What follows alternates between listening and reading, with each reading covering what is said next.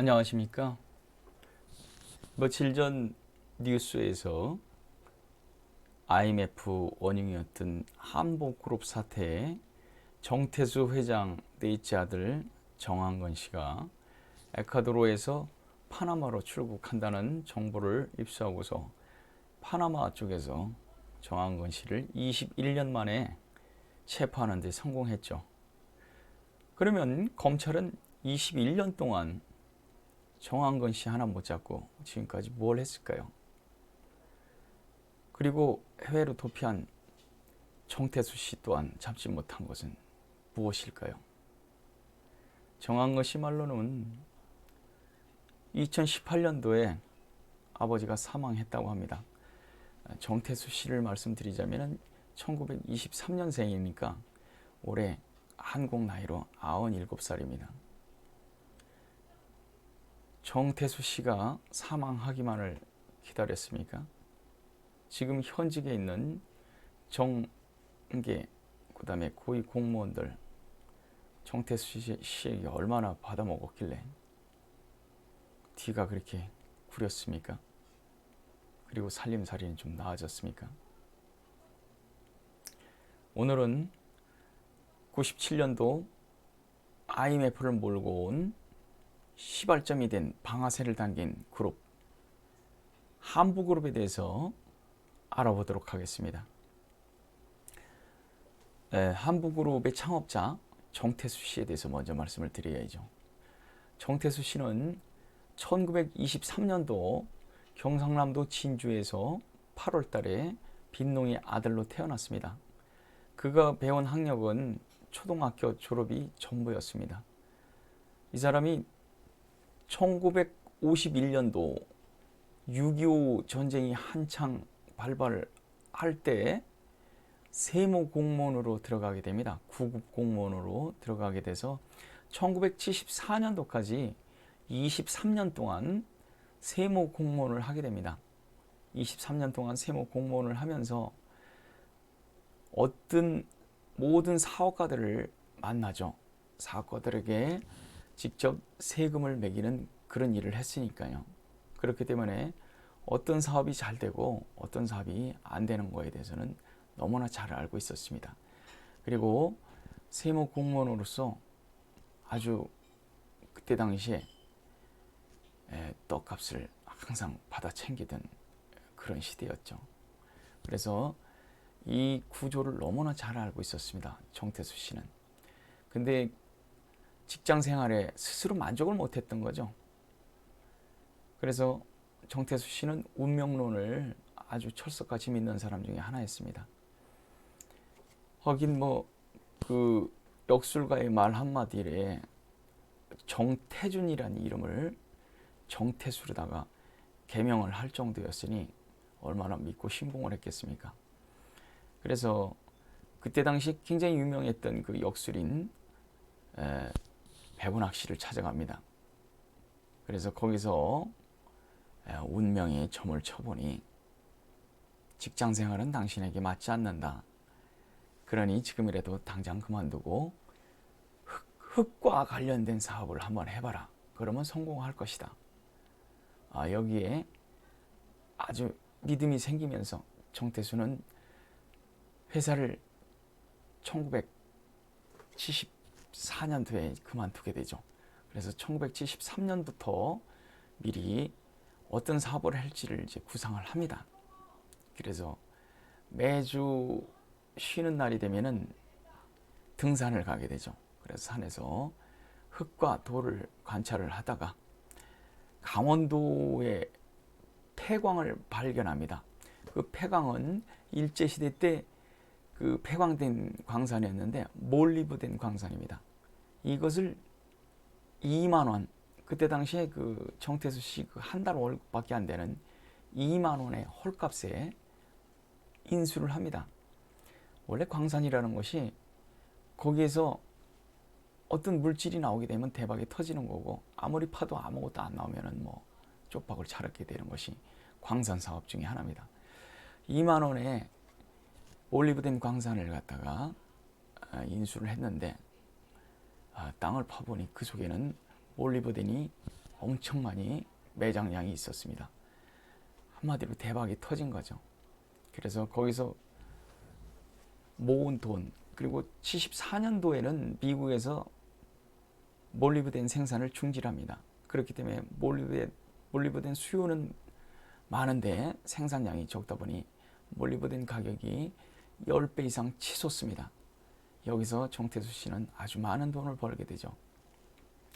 그리고 흙과 관련된 사업을 또 다른 것을 생각해 보다가 기계적인 사업은 너무나 그 노하우가 많이 필요한 사업이니까 안 되겠고, 흙과 관련된 사업, 그래 집을 한번 져보자, 아파트를 져보자 해서 지금의 강남 그 대치동에 유수부지라면은 그 비만 오면은 그 물이 유입되는 땅을 보통 유수부지라고 얘기를 하는데, 유수부지를 7만여 평을 매입을 합니다.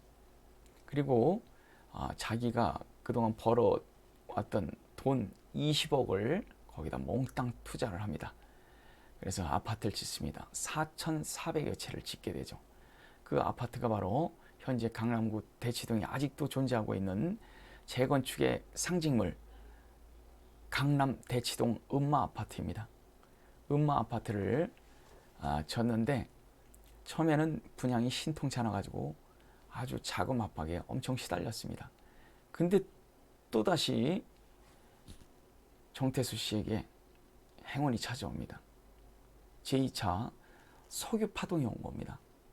그러다 보니까 자금이 달러 환율은 올라가고 하다 보니까 현금이 어디다 쓸 데가 마땅치 않은데 부동산으로 몰릴 수밖에 없죠. 그래서 음마 아파트는 자그마치 몇 주 만에 모두 분양이 매진이 됩니다. 그래서 정태수 씨는 여기서 2천억 원을 거머쥡니다. 20억 원을 투자해서 2천억 원을 거머쥐면 어마어마한 상당의 차익을 얻게 되죠. 그리고 나서 다시 또 점쟁이를 찾아갑니다.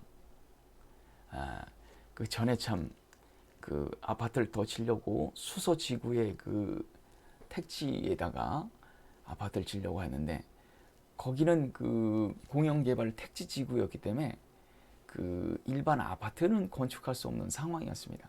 그래서 정태수 씨가 편법적으로 직장인들을 끌어모아서 조합 아파트를 설립을 하면서 결국은 상당한 노비를 해가지고 결국은 허가를 얻어냅니다. 근데 그때 당시에 양성우 의원이라는 사람이 이것을 양심 고백으로 세간에 이 비리를 터쳐버립니다. 수소 비리 사건으로 해가지고 많은 사람들이 그때 당시에 줄줄이 달려들어갔는데, 그 정태수 회장이 무조건 모래수로 일관을 했기 때문에 많은 사람들이 피해는 면해갔죠. 그래서 정태수 돈은 받아도 된다 하는 그런 우스갯소리까지 있었습니다. 그래서 여러모로 이제 힘들어지자 정태수 씨는 다시 또 점쟁이를 찾아갑니다. 요즘 많이 내가 힘든데 어떤 사업을 또 다시 했으면 좋겠습니까? 했더니 이번엔 또 점쟁이가 쇠와 관련된 사업을 한번 해봐라. 쇠? 그래서 사업을 찾던 중에 부산 쪽에 그 금호철강을 갖다가 인수를 하게 됩니다. 그때 당시에 쇠를 철근을 상당히 많이 생산을 해놓은 곳까지 모두 인수를 했는데, 원래는 거기다가 아파트를 치려고 그 부지를 사들인 건데, 이 엔고 현상이 일어나면서 갑자기 철근 값이 폭등하면서 그 많았던 철근이 몇 달 만에 다 팔려버리는 겁니다. 그래서 그 정태수 씨는 철강 사업을 해야겠다 이렇게 마음을 먹습니다. 근데 철강 사업이 이게 보통 그 고도의 기술과 그 다음에 천문학적인 자금이 들어가는 사업입니다. 아무나 할 수가 없는 거죠. 근데도 정태수 씨는 철강 사업을 해야겠다고 마음을 먹고 한보철강을 설립을 하게 되죠. 그 중에 정태수 씨가 이제 세무 공부를 할 때 그 돈을 어떻게 받고 어떻게 노비를 해야 되는 것을 너무나 잘 알고 있었습니다. 그래서 비서실에 두 여자가 있었습니다. 그 두 여자가 로비를 담당을 맡아서 했습니다. 자매라고 하더라고요. 그래서 그 통상적으로 주는 그 로비 금액의 리베이트에 정태수 씨는 그거의 10배 이상을 줬다 그럽니다. 그러니 깜짝 놀란 거죠. 안 받을 수도 없는 상황이죠. 너무 많은 금액을 갖다가 들어오는데 그거를 뿌리치기가 사실은 쉽지 않았던 거죠.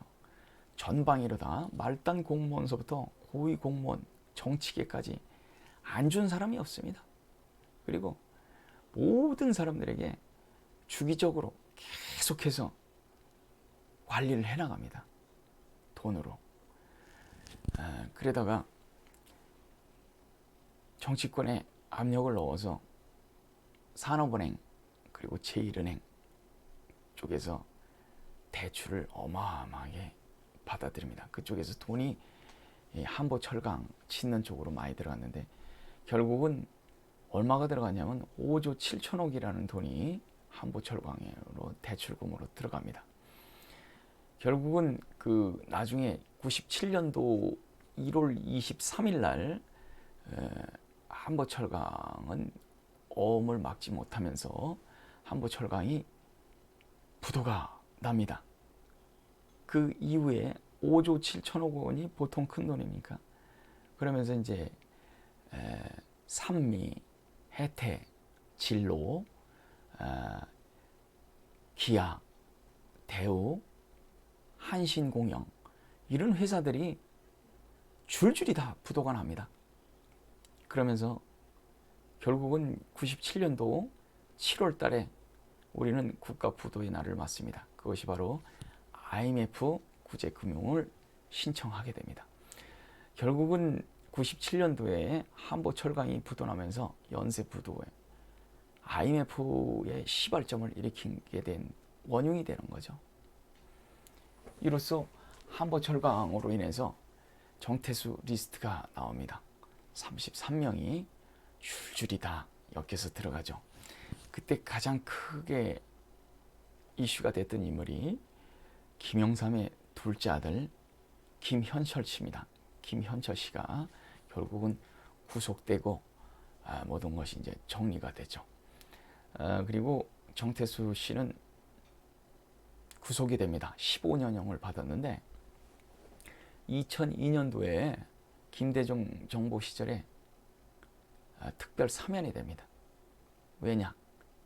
경제를 활성화해야 되기 때문에 경제 사범들을 갖다가 그렇게 누주하게 관리를 하고 풀어줬던 겁니다. 그리고 나서 한보철강을 다시 인수해 보려고 노력을 했지만은 그게 쉽지 않았습니다.